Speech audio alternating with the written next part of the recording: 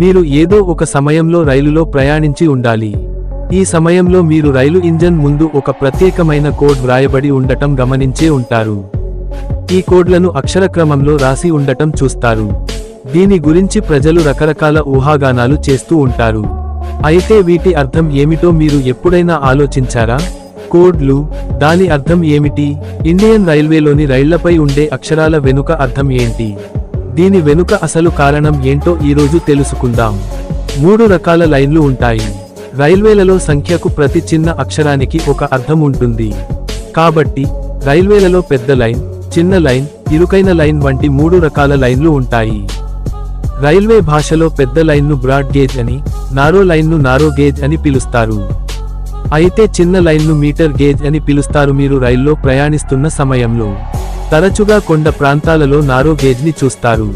అయితే broad gauge కోసం W అని, మీటర్ గేజ్ కోసం Y అని, నారో కోసం Z సూచించబడుతుంది. ఇప్పుడు మీరు రైల్వే ఇంజిన్ ముందు ఈ 3 అక్షరాలలో ఏదైనా కనిపిస్తే అది ఏ రూట్ ఇంజిన్ అని మీరు సులభంగా అర్థం చేసుకోవచ్చు. ఈ సమయంలో మీరు A మరియు D అక్షరాన్ని చూస్తే ఇంజిన్ డీజిల్ అయితే దానికి D అనే అక్షరం ఉపయోగిస్తారు. అలాగే A అని రాస్తే అది విద్యుత్ శక్తితో పనిచేసే ఇంజిన్ అంటారు. అలాగే రైలుపై P, M, G, S వంటి అక్షరాలను చూస్తే వాటికి కూడా ప్రత్యేకమైన అర్థం ఉందని మీరు అర్థం చేసుకోవాలి. ఎందుకంటే P అక్షరం ప్రయాణికులకు, G గూడ్స్ రైలు అని, M మిశ్రమానికి ఉపయోగిస్తారని అర్థం. అంటే M అనే అక్షరంతో ఉన్న రైలు ప్యాసింజర్, గూడ్స్ రెండింటికి ఉపయోగిస్తారని అర్థం. అలాగే రైల్వేలో WB అనే అక్షరాలు కూడా రాసి ఉండటం చూస్తారు. దీనికి కూడా ప్రత్యేక అర్థం ఉందని మీకు తెలుసా? ఇక్కడ W అంటే హారన్ అని అర్థం.